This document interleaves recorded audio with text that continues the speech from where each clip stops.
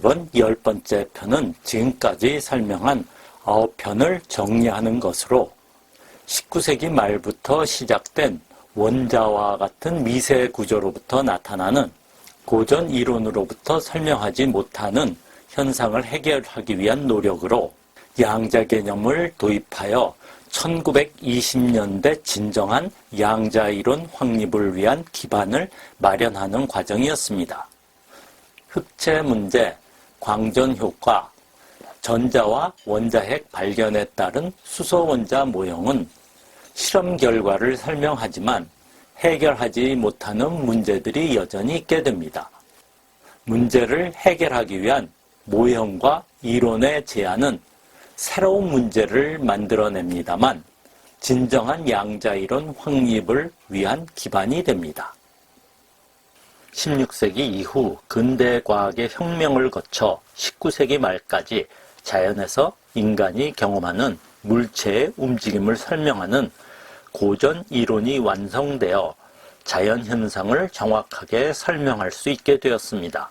뉴턴의 역학 이론은 질량을 가지는 모든 물체의 움직임을 운동의 법칙과 만류 인력의 법칙을 통하여 수학적으로 기술할 수 있었기 때문에 천체의 움직임과 돌을 던지면 날아가는 궤적을 정확하게 계산하여 예측이 가능하고 이를 활용할 수 있었습니다. 19세기 물체의 움직임이 아니라고 판명된 빛은 전자기 파동에 의한 에너지가 전파되는 현상으로 맥스웰의 전자기 이론이 확립되어 빛도 완벽하게 수학적으로 기술하는 방법과 매질이 없는 특별한 파동으로 진공에서 속도가 일정하다는 것을 알게 됩니다. 빛은 양자 이론과 상대성 이론 확립의 실마리를 제공합니다. 19세기 말 과학계는 모든 자연 현상을 거의 완벽하게 이해하게 되었다고 생각하는 낙관적 견해가 지배적이었습니다. 그러나 영국의 물리학자 켈빈경이 지적한 당시 사소한 문제라고 생각한 두 가지 문제는 20세기 현대 물리학의 변혁을 가져오는 이론을 확립하는 문제가 됩니다. 19세기 후반 전기의 발명과 전구의 대중화와 관련된 흑체 문제는 당시 고전 이론으로 설명이 안 되는 연력학 문제라고 생각했습니다. 자외선 파국으로 알려진 문제에 독일의 막스 프랑크는 당초 수학적 조작에 의하여 실험적으로 알려진 흑체 발광 곡선을 완벽하게 재현하는 식을 제안했고 작용양자라는 대담한 발상에 의하여 식의 의미를 알게 되었습니다. 이 결과는 경험적으로나 고전 이론이나 진동 에너지는 연속적으로 변할 수 있다는 것을 부정하는 이상한 가정으로 학계에 별로 주목을 받지 못하였고 플랑크 자신도 의미를 정확하게 인식하지 못하였던 것 같습니다. 스위스 특허청에서 일하던 아인슈타인은 플랑크의 양자 가정에 대한 진정한 의미를 인식합니다.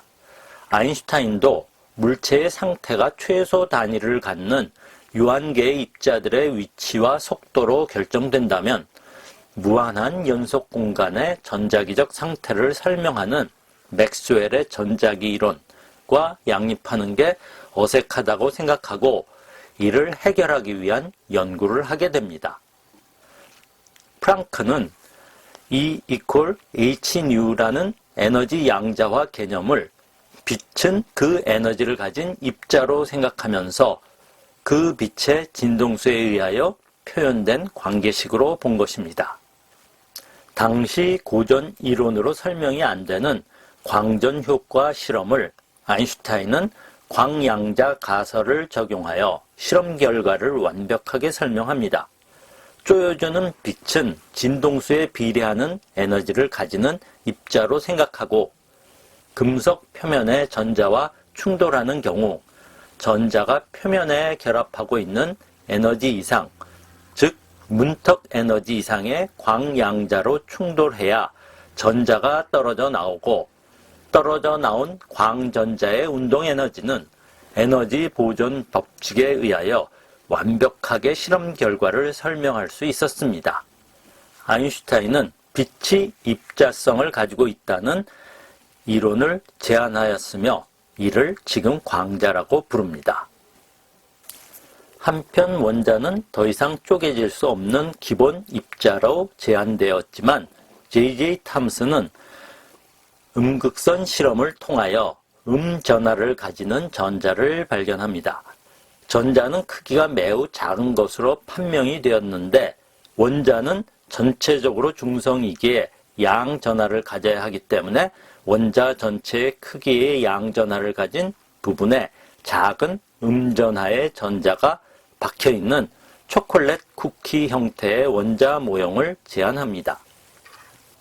러더포드는 1910년 양전하의 헬륨 핵인 알파 입자를 원자에 투사하는 산란 실험을 통하여 원자의 양전하를 가진 부분이 원자의 매우 작은 부분에 존재한다는 것을 알게 됩니다. 러더포드는 원자 모형도 원자 핵이 가운데 있고 전자는 핵 주위를 공전하는 태양계와 비슷한 모형을 제안합니다만 전자기 이론에 의하여 전자가 회전함에 따라 에너지를 잃어버리고 핵에 충돌하는 문제 때문에 학계의 인정을 받지는 못합니다. 러더포드 연구실에 잠시 머무르며 연구하던 덴마크의 젊은 물리학자 닐스 보어는 아인슈타인이 광전 효과 해석에서 했던 방식과 유사하게 자연현상이 일어나고 있는데 그 현상을 당시의 이론으로 설명하지 못하면 이론을 개선해야 한다고 생각합니다. 원자가 안정하게 존재하는 것은 틀림없기에 고전 이론에 속하지 않는 새로운 개념의 적용이 필요하다고 생각하게 됩니다. 전자가 핵 주위를 공전할 수 있는 안정한 상태가 필요하고 그것이 플랑크와 아인슈타인이 제안한 양자 개념과 플랑크 상수와 관련이 있을 것이라고 가정합니다. 보어는 맥스웰의 전자기 이론을 벗어나는 중요한 두 가지 가정을 합니다. 하나는 전자는 특정한 조건을 만족시키는 궤도만을 에너지를 잃지 않고 계속 회전한다는 것입니다.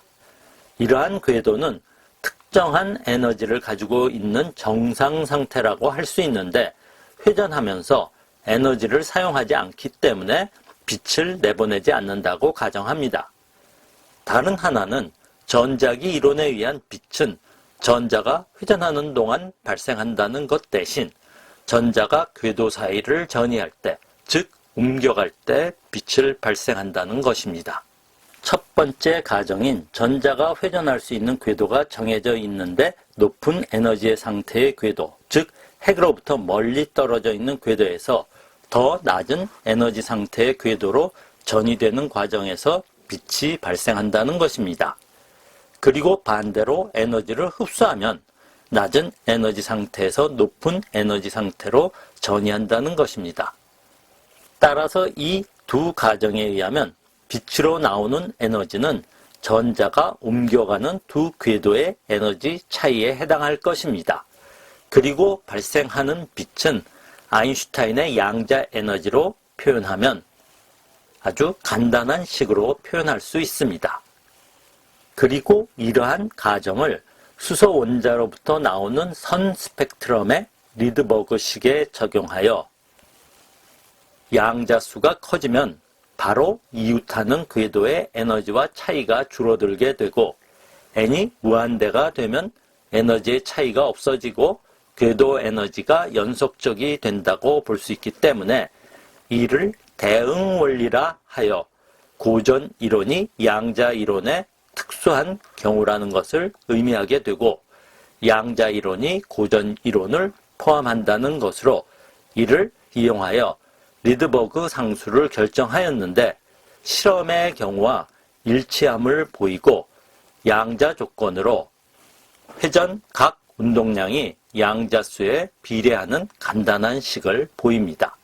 보어의 이론은 당시 수소와 수소 유사 이온들의 선 스펙트럼의 결과를 잘 설명하였지만 다른 원자나 분자의 스펙트럼은 잘 안 맞았습니다.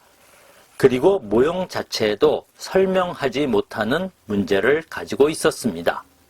새로운 양자수의 도입과 양자 조건의 일반화, 그리고 선 스펙트럼의 세기를 이론적으로 유도하는 노력을 했지만 결정적인 진전이 이루어지지는 않았고 1920년대의 젊은 학자들에 의한 양자이론 확립을 위한 기반을 마련했다고 볼 수 있습니다.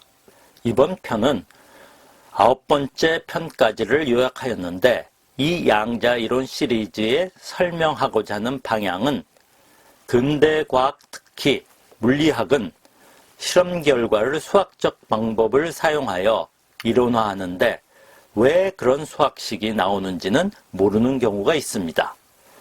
그러나 그것이 수학적으로 나타낸 자연현상의 패턴을 표현한 것입니다.